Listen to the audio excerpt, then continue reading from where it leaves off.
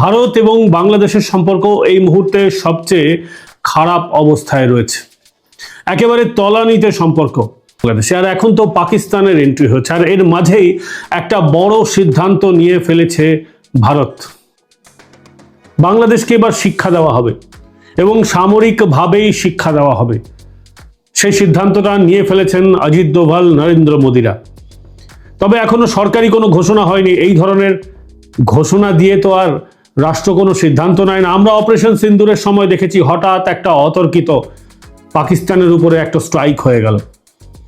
তারপর পাকিস্তান কার্যত ভারতের কাছে প্রাণ ভিক্ষা করেছে, কার্যত ভারতের কাছে সারেন্ডার করেছে, বলেছে এবার যুদ্ধবিরতি নিতে। বাংলাদেশের ক্ষেত্রেও কি এরকম হতে চলেছে? একটা বড় আপডেট হয়েছে, গোটা সীমান্তে, বাংলাদেশ সীমান্তে রেডিও সাইলেন্স শুরু হয়ে গেছে। রেডিও সাইলেন্সটা কি আপনারা হয়তো জানতে চাইতেই পারেন, যারা এই রেডিও সাইলেন্সের অর্থ বোঝেন না। সহজ বাংলায় বলে দিই, সীমান্তে যখন সেনাবাহিনী থাকে, বিএসএফ থাকে, তখন তারা রেডিও সিগন্যালের মাধ্যমে কথা বলে। কিভাবে কথা বলে? যারা ওখানে সীমান্তে পাহারা দেন তারা ওয়াকি টকি যন্ত্রে কথা বলেন, একে অপরের সঙ্গে কথা বলেন। তার একটা নির্দিষ্ট ফ্রিকোয়েন্সি থাকে, যেটাকে রেডিও ফ্রিকোয়েন্সি বলা হয়, সিগন্যাল ফ্রিকোয়েন্সি বলা হয়। এবার যেটা হচ্ছে, কমপ্লিট গোটা বাংলাদেশ সীমান্তে একেবারে রেডিও ফ্রিকোয়েন্সি নেই। কিভাবে কথা বলছেন ভারতীয় সেনাবাহিনীর আধিকারিকরা আমরা জানি না। শুধুমাত্র ওয়াকি টাকি নয়, সীমান্তে কথা হয় স্যাটেলাইট ফোনের মাধ্যমেও। স্যাটেলাইট ফোন সেনাবাহিনী নিজেদের মধ্যে কমিউনিকেশন করার জন্য খুব গুরুত্বপূর্ণ, এটা একটা তাদের হচ্ছে মাধ্যম। তারা মোবাইলে কথা বলেন না। মোবাইলে ইক্কা দুক্কা কথা হতে পারে পরিবারের সঙ্গে, বিএসএফ এর যারা নিচু তলায় গার্ড দেন, কিন্তু যারা উঁচু তলার অফিসাররা রয়েছেন, অন্যান্যরা রয়েছেন, তারা তো এভাবেই কথা বলেন পরিবারের সঙ্গেও। সেনাবাহিনী তো এভাবেই কথা বলে সীমান্তে। রেডিও সাইলেন্স একটা বড় বিপদ সংকেত। একটা বড় ঝড় আসছে, তার আগের এই পূর্বানুমান, আগের সংকেত হচ্ছে এই রেডিও সাইলেন্স। অর্থাৎ ভারত কোনো বড় পরিকল্পনা নিচ্ছে, কোনো একটা বড় পরিকল্পনা, যেই পরিকল্পনা বাংলাদেশের কাছে সহজেই অনুমেয়। আমরা ভাবতেও পারছি না বাংলাদেশের সঙ্গে এবার হয়তো কি হতে যাচ্ছে। কিন্তু আপনারা জানেন, ভারতের এটা সিদ্ধান্ত নয়, ভারতের এটা ডক্ট্রিন নয় যে প্রথমে ভারত কারো উপরে কোনো ধরনের আঘাত করবে। কিন্তু ভারতের উপর একের পর একের আঘাত হয়েই চলেছে।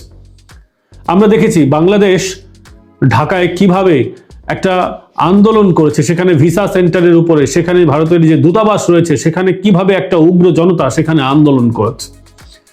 এরপর বিভিন্ন জায়গায় আন্দোলন হয়েছে। তারপর ভারত সিদ্ধান্ত নিয়েছে, চরম সিদ্ধান্ত নিয়ে ফেলেছে ভারত। সেই চরম সিদ্ধান্তটা কি? চরম সিদ্ধান্ত হচ্ছে বাংলাদেশের তরফ থেকে কোনো যদি এবার কিছু করা হয়, কোনো যদি উগ্র সিদ্ধান্ত নেওয়া হয়, তাহলে ওভার্ট কিংবা কোভার্ট অপারেশনের পথে হাঁটতে চলেছে ভারত। কোভার্ট এবং ওভার্ট অপারেশন কি? এই হাদির ঘটনাটা দেখলেন না? হাদিকে তো তারাই যা করার করেছে, এর মধ্যে তো ভারতের কোনো রেল নেই বলেই ভারত সরকার দাবি করছে। নিন্দুকেরা বলেন যে পাকিস্তানে যেভাবে মাঝে মধ্যেই ভারত বিরোধী ব্যক্তিরা হঠাৎ করেই আল্লাহ কো প্যারা হয়ে যায়, জান্নাতি হুরেদের কাছে চলে যায়, হাদির সঙ্গেও সেরকমই ঘটনা ঘটেছে। কিন্তু ভারত সরকার স্পষ্ট জানিয়েছে তাদের কোনো রোল নেই। এবার রোল আছে না না আছে সেটা তো এই মুহূর্তে জানা যাবে না। তবে আমরা বিশ্বাস করি ভারতের এই সমস্ত ছুটকো ছাটকাদের বিষয়ে ভাবার কোনো সময় নেই। তবে অনেকে বলেন যে হতেই পারে। এই ধরনের অপারেশনগুলোকে বলা হয় কোভার্ট অপারেশন। হঠাৎ হঠাৎ যে কোনো ব্যক্তি টপকে যায়। এবং ওভার্ট অপারেশন কি? মাঝে মধ্যে দেখবেন মিয়ানমারে ভারতীয় সেনা ঢুকে পড়ে জঙ্গি ঘাঁটিগুলো গুড়িয়ে দেয়। এবার বাংলাদেশেও শোনা যাচ্ছে সীমান্তে সেরকম অনেক ঘাঁটি গজিয়ে উঠেছে। ভারতের কাছে স্পষ্ট ইনফরমেশন আছে। অজিত দোভাল ভারতবর্ষে এই যে পূর্ব প্রান্তে, বিশেষ করে বাংলাদেশে একের পর এক সফর করেছেন। বিশেষ করে বাংলাদেশে শোনা যাচ্ছে বিগত 2 বছরের মধ্যে 5 থেকে 7 বার, কতবার এসেছেন তার কোনো ইয়ত্তা নেই। তবে নিদেন পক্ষে 5 বার, সর্বোচ্চ 7 বার কিংবা তারও বেশি তিনি এসে থাকতে পারেন। তবে 5 বার তো তিনি এসেছেনই। তিনি তো এখানে গাবজাল দিতে আসেননি। অনেকে বলেন যে এখানকার ঘাঁটি ফাঁটি দেখার জন্য তিনি এসেছিলেন। বাংলার মধ্যেই যে সমস্ত অ্যাক্টিভিটি শুরু হয়েছে জামাতিদের, সেটাকে ট্র্যাক করার জন্য তিনি এসেছেন। আসলে অজিত দোভাল মাপের লোকেদের এইখানে যে ঘাঁটি গুজিয়ে উঠছে সেটাকে ট্র্যাক করার দরকার পড়ে না, তাদের যে নিচু তলার আইবি অফিসাররা রয়েছেন, এনআইএ অফিসাররা রয়েছেন, তারাই যথেষ্ট দক্ষ এসব ব্যাপারে দেখভাল করার জন্য। অজিত ডোভাল আসলে এসেছিলেন সমস্ত প্ল্যান প্রোগ্রাম, ভবিষ্যতের রুট ম্যাপ দিতে। সেই রুট ম্যাপের কোনো বর্ধিত অংশই কি এবার আমরা দেখতে চলেছি? বলা যায় না, যে কোনো সময় সেই কোনো ধরনের ঘটনা হতেই পারে। বিশেষ করে লালমনিরহাটে যেভাবে তারা চেষ্টা করেছে তাদের আর্মি উইংকে এক্সপ্যান্ড করার, যেভাবে তারা চেষ্টা করেছে একটা নতুন একটা রানওয়ে তৈরি করার এবং ভারতের চিকেন নেকের উপর প্রেশার বাড়ানোর জন্য, সেরকমই ভারত প্রথম থেকেই আপনাদের মনে হবে আসামে একটি ঘাঁটি বাড়িয়েছে, পশ্চিমবঙ্গে আরেকটি ঘাঁটি, সেনাবাহিনীর ঘাঁটি বাড়ানো হয়েছে, প্রচুর সেনাবাহিনী মোতায়েন করা হয়েছে। এগুলো কিন্তু খুব ভালো ইঙ্গিত নয় বাংলাদেশের জন্য। প্রচুর সেনাবাহিনী এখানে মুভ করা হচ্ছে খুব চুপি সারে, কোনো আওয়াজ না করে। একদিন আমি রাস্তা দিয়ে যাচ্ছিলাম, দেখলাম বেশ কয়েকটা সেনার ট্রাক কলকাতার মধ্যে, আমি লোকেশন বলবো না কারণ আর্মির লোকেশন বলাটা ভারতের নিরাপত্তার স্বার্থে ঠিক নয়। তো আমি দেখলাম ভারতের এই যে পূর্ব প্রান্তে যেখানে আমরা থাকি কলকাতার বেশ কয়েকটা জায়গায় আর্মি মুভমেন্ট হচ্ছিল। তখন থেকেই আমার মনে সন্দেহ দানা বাঁধছিল যেরকম মুভমেন্ট হচ্ছে কেন, এবং প্রত্যেকটা গাড়ি খুব ঢাকা। আমাদের কলকাতায় আর্মির দফতর রয়েছে, আমাদের এই উত্তর 24 পরগনায় বেশ কয়েকটা ঘাঁটি রয়েছে। সেই সমস্ত ঘাঁটিতে মাঝে মধ্যেই সেনাবাহিনী এদিক ওদিক যায়, কিন্তু সেনাবাহিনী যখন এদিক ওদিক যায় আমরা দেখি খোলা গাড়িতেই যায় শহরের মধ্যে। কিন্তু যে কটা গাড়ি, আমি আবারও বলছি লোকেশন বলছি না, কিন্তু যে কটা গাড়ি সেনাবাহিনীর মুভ করলো সবটা ঢাকা ছিল। কোথায় যাচ্ছে, কেন যাচ্ছে, কারো কাছে খবর নেই। নির্দিষ্ট লক্ষ্যেই কোথাও না কোথাও যাচ্ছে। সেই নির্দিষ্ট লক্ষ্যে একেবারে স্পষ্টভাবে বলা যায় যে গোটা চিকেন নেক শুধু নয়, গোটা শিলিগুড়ি করিডোর শুধু নয়, বাংলাদেশের চারিদিকে সেনাবাহিনী মজুত করা হচ্ছে। এবং যে কোনো ধরনের ঘটনা যদি ঘটে যায় অবাক হওয়ার কিছু থাকবে না। বাংলাদেশের তরফ থেকেই যদি কোনো মিস অ্যাডভেঞ্চার করা হয়, যার সম্ভাবনা কিন্তু দেখা যাচ্ছে আগামী দিনে, সেই ধরনের মিস অ্যাডভেঞ্চার হলে কিন্তু ভারত তার পাল্টা জবাব দেবে। এবং রেডিও সাইলেন্স তারই ইঙ্গিত। রেডিও সাইলেন্স মানে ভারতবর্ষ নিজের একেবারে শক্তিটা মজবুত করছে, বাংলাদেশের কোমরের মাপ নিচ্ছে। এবং সেটা আপনি বুঝবেন কি করে? সম্প্রতি আপনাদের মনে থাকবে বাংলাদেশ ইতিমধ্যেই যে ধরনের মিসঅ্যাডভেঞ্চার শুরু করেছে, তারপর ভারত ওখানে শক্তি বাড়াচ্ছে, ড্রোন বাড়ানো হচ্ছে, মিসাইল সেটআপ তৈরি করা হচ্ছে। কোথায় কত সে বিষয়ে ব্যাখ্যায় না গিয়ে স্পষ্টভাবে বলি, ভারতের শক্তি বাংলাদেশ সীমান্তে দ্বিগুণ করা হয়েছে। শুধু বিএসএফ এর উপরে বাংলাদেশকে ছেড়ে দেওয়া হয়নি। বিএসএফ হচ্ছে ফার্স্ট লাইন অফ ডিফেন্স, যাদের হাতে শুধুমাত্র বন্দুক থাকে, আর তাদের আউটপোস্টে আর একটু ছোটখাটো গোলা বারুদ টাইপের সরঞ্জাম থাকে। কিন্তু বড় বড় আর্টিলারি সাধারণত বাংলাদেশমুখী থাকে না। বড় বড় গানস, ক্যাননস, এগুলো বাংলাদেশমুখী থাকে না। কিন্তু সেটার প্রয়োজন মনে করছে ভারত, সেগুলো কিন্তু ধীরে ধীরে মোতায়েন করা হয়েছে। আর্মির এক রিটায়ার্ড অফিসার, তাদের তো লিঙ্ক থাকে সেনাবাহিনীর মধ্যে, তারা বলছিলেন যে ভারত সেখানে কিন্তু নিজেদের প্রেজেন্স বৃদ্ধি করেছে, শক্তি বৃদ্ধি করেছে। ইতিমধ্যেই ভারত 2000 কোটি টাকার একটা ড্রোন ড্রিল করেছে। এই ড্রোনের যে ডিলটা আছে 2000 কোটি টাকায়, তাতে শোনা যাচ্ছে মোর দেন 185 ড্রোন কেনা হবে। এই যে ড্রোন ডিলটা হয়েছে, এটা কেন এমনি এমনি আপনাদের মনে হয়? ভারত মার্ক 2, তেজস মার্ক 2 দ্রুত চাইছে, তেজস মার্ক 1A রেডি হচ্ছে। এছাড়াও যুদ্ধাস্ত্র কেনা হচ্ছে, বহু যুদ্ধাস্ত্র, নাইট ভিশন গগলস থেকে শুরু করে অনেক কিছু কেনা হচ্ছে। ছোটখাটো ভারত স্বনির্ভর ড্রোন তৈরি করছে। আত্মনির্ভর ভারতের আন্ডারে বেশ কয়েকটা ছোট ছোট সার্ভিলেন্স ড্রোন যেটা বাংলাদেশমুখী করা হয়েছে বলে জানা যাচ্ছে। পরিস্থিতিটা এরকম কেন তৈরি হলো? পরিস্থিতি তৈরি হলো কারণ বাংলাদেশে পাকিস্তানের ইনভলভমেন্ট বাড়ছে। আমেরিকার রাষ্ট্রদূত তারাও কথা বলছেন বাংলাদেশের বর্তমান সরকারের সঙ্গে, কিন্তু তাতে লাভটা কি হচ্ছে? বাংলাদেশে কি পরিস্থিতি শান্ত হবে? একটা আন্তর্জাতিক প্রেশার তৈরি করা হচ্ছে বাংলাদেশের উপরে। এবং সবচেয়ে মজার বিষয়, আপনারা কি জানেন, একটা আপডেট আপনাদেরকে দেওয়া দরকার, সেটা হচ্ছে এই হাদির মৃত্যুর পর ইউনাইটেড নেশনস সেখানে এই হাদি কিভাবে মারা গেল তার নিরপেক্ষ তদন্ত দাবি করা হয়েছে জাতিসংঘে, রাষ্ট্রপুঞ্জে। হাদি কি খুব বড় মাপের কোনো নেতা ছিল?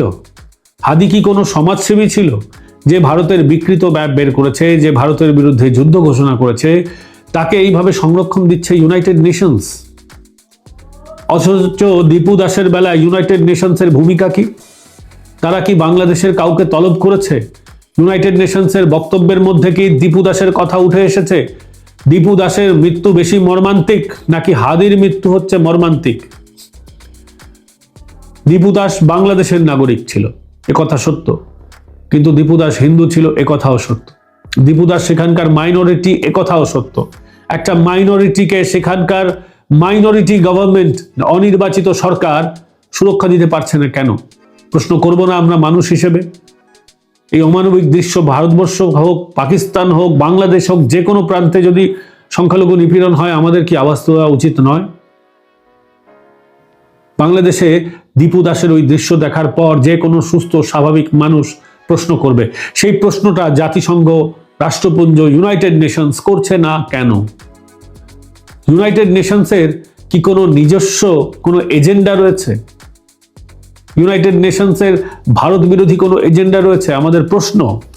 এবং তারপরে আমরা দেখলাম এই যে ইনকলাব মঞ্চ রয়েছে, এই ইনকলাব মঞ্চ হাদির যে সংগঠন, সেই হাদির সংগঠন এবার হুঙ্কার দিয়েছে যে ইউনূস সরকারকে তারা ফেলে দেবে যদি এর বিচার না হয়, ভারতের সঙ্গে ইউনূস গভর্নমেন্ট বা বাংলাদেশ বদলা না নেয়। ইনকলাব মঞ্চ কত বড় হোতা হয়ে গেছে! ইনকলাব মঞ্চ কি পারবে ভারতের সঙ্গে টেক্কা দিতে? ফায়ার পাওয়ারে বাংলাদেশ 34 থেকে 37-এর মধ্যে ঘোরাফেরা করে, আর ভারত 3 থেকে 4।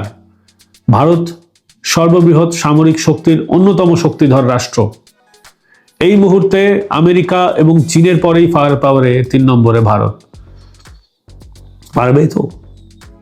উত্তরটা কি সকলেরই জানা, কিন্তু এটাই হয় জানেন তো, একেবারে কলা আর দুধ দিয়ে সাপ পুষলে সেই সাপ তাকেই আক্রমণ করে। ইউনূসের অবস্থা হচ্ছেও তাই। এই ইউনূসের অবস্থা তাই হয়েছে এখন। এই ইউনূস দুধ কলা দিয়ে এই জামাতিদেরকে পুষেছিল, আর এখন সেই জামাতিরাই তাকে দংশন করতে চাইছে। ইউনূস বলছেন আমি ছেড়ে চলে যাব, আমি থাকবো না, আমি বিদায় নিয়ে নেব। কিন্তু তাতে কাজের কাজটা কি হবে? বাংলাদেশের পরিস্থিতি কি শান্ত হবে? যদি আপনি এতদিনে কিছু নাই করতে পারলেন, তাহলে এসেছিলেন কেন বাংলাদেশকে অশান্ত করার জন্য? একটা নির্বাচিত সরকারকে ফেলে দেওয়া হলো, সেই চক্রান্তের অংশীদার আপনি। আপনি বাংলাদেশের নাগরিক কি নাগরিক না সেটা নিয়ে প্রশ্ন রয়েছে। আপনি এসেছেন, কদিন ফুর্তি করলেন, ক্ষমতা ভোগ করলেন, নিজের 600 কোটি টাকা, হাজার হাজার কোটি টাকা ট্যাক্স মাফ করলেন, আবারও ব্যবসা করলেন, তারপর চলে যাবেন। ভারতবর্ষেও তো রাজনৈতিক দ্বন্দ্ব, প্রতিদ্বন্দ্ব, যুদ্ধ, জয় পরাজয় আছে। কোনো নেতাকে তো দেশ ছেড়ে যেতে হয় না। বাংলাদেশের মানুষের লজ্জা করে না? কখনো ভেবে দেখেছেন আপনাদের সরকার পতন হলেই কেন নেতাদের বাইরে পালিয়ে যেতে হয়? দেশে এরকম পরিস্থিতি কেন? এখানে সোনিয়া গান্ধী বিদেশ থেকে এসেছেন, ভারতের নাগরিকত্ব নিয়েছেন, ভারতের বউ হয়েছেন, হেরে গেছেন, তাও ভারতে আছেন, পালিয়ে ইটলি যাননি। তার ছেলে রাহুল গান্ধী, তার বিরুদ্ধে এত অভাব অভিযোগ, চার্জশিট, কেস, মোকদ্দমা সব হয়েছে, কিন্তু পালিয়ে যায়নি। জওহরলাল নেহরুরাও পালিয়ে যাননি, এবং বিজেপির নেতারাও পালিয়ে যান না। বিজেপিও তো ক্ষমতা থেকে চলে যায়, এক না একদিন তাকেও যেতে হবে। যদিও এখনই যাওয়ার কোনো আশঙ্কা আমরা দেখছি না, তথাপি কালের নিয়মে, সৃষ্টির নিয়মে। কিন্তু বাংলাদেশে শেখ হাসিনা, তাকে পালিয়ে ভারতে আসতে হয়। তারেক রহমান আজকে ফিরবে, অনেক কথা বলছে। এই তারেক রহমানদের পালিয়ে অন্য দেশে চলে যেতে হয়, হাসিনার ছেলেকে অন্য জায়গায় থাকতে হয়। জামাত এখন ক্ষমতায় আসবে, লুটেপুটে খাবে, বা বিএনপি আসবে, লুটেপুটে খাবে, তারপর যখন চলে যাবে তাদেরও বিদেশে পালিয়ে যেতে হবে। জামাতের নেতাকে কোনদিন দেখবেন মালয়েশিয়ায় পালিয়ে যেতে হয়েছে, বা অন্য কোনো মুসলিম রাষ্ট্রে পালিয়ে যেতে হচ্ছে। বাংলাদেশে এই পরিস্থিতি হবে কেন? পক্ষ বিপক্ষ যেই থাকুক, সরকার বা বিরোধী একই থাকুক, দেশে থাকুক, কেন এই পরিস্থিতি নেই? কেন এত উগ্রতা? কেন এত মৌলবাদ? কেন বিরুদ্ধ মতামতকে বাংলাদেশ নিতে পারে না? এটাকেই তো মৌলবাদ বলে, যে বিরুদ্ধ মতকে না নেওয়ার ক্ষমতাই হচ্ছে মৌলবাদ। যে যখন ক্ষমতায় থাকবে সে তার ছড়ি ঘোরাবে, আর দুর্বলের কথা শোনা হবে না, উল্টো মতের কথা শোনা হবে না। এটা তো বাংলাদেশের কালচারের মধ্যে ছিল না। কিন্তু রাজনীতির কারবারিরা এই ঘটনা ঘটিয়েছেন। এর মধ্যে শেখ হাসিনা ধোয়া তুলসী পাতা, এ কথা আমরা বলছি না। শেখ হাসিনাও একই দোষে দুষ্ট ছিলেন, তার জন্যই তার আজকে এই অবস্থা হয়েছে। কিন্তু বাকিরাও তাই, বাকিরা তার চেয়েও বড় মৌলবাদী। শেখ হাসিনা তো অন্তত দেশে থাকতে দিতেন, এরা তো দেশেও থাকতে দেয় না। আজকে চীন আমেরিকার হাতের কাঠের পুতুল হয়ে গেছে বাংলাদেশ। বাংলাদেশকে জবাবদিহি করতে হয় বিদেশের কাছে। সম্প্রভু রাষ্ট্র, এটা কি ভারতের যেমন সম্প্রভুতা আছে, ভারতের যেমন কারো কাছে কৈফিয়ত দেওয়ার কিছু নেই। কেউ প্রশ্ন করতেই পারেন, কিন্তু উত্তর দেব কি দেব না সেটা আমাদের ব্যাপার। কিন্তু বাংলাদেশের কিছু হলেই আমেরিকাকে ডেকে বলতে হয় কেন? এটা তো একটা দুর্বল রাষ্ট্রের প্রতীক, একটা দুর্বল রাষ্ট্রের চিহ্ন। কিছু হলেই আমেরিকার কাছে গিয়ে বলতে হয়। ভারতেরও একসময় করতে হতো, নেহরুদের আমলে, ইন্দিরা গান্ধীর আমল থেকে এই ব্যাপারটা একটু কমেছে। কিছু হলেই বিদেশে, কিছু হলেই ইউনাইটেড নেশনসে, কিছু হলেই আমেরিকাকে বলতে হবে, আমেরিকার পারমিশন নিতে হবে, আমেরিকা এসে দখলদারি করবে, চীন এসে দখলদারি করবে। কেন? আর এই দুর্বল রাষ্ট্র আপনারা আছেন বলেই বাংলাদেশের উপরে অন্যান্য দেশ দাদাগিরি ফলায়। আপনাদেরকে এটা বুঝতে হবে। এবং বাংলাদেশের যে জামাত বাহিনী মনে করছে যে পশ্চিমবঙ্গেও তারা ইনফ্লুয়েন্স করতে পারবে এই নির্বাচনে, অবশ্যই ভারতের নিরাপত্তা এজেন্সিগুলির একটু সতর্ক থাকার প্রয়োজন আছে।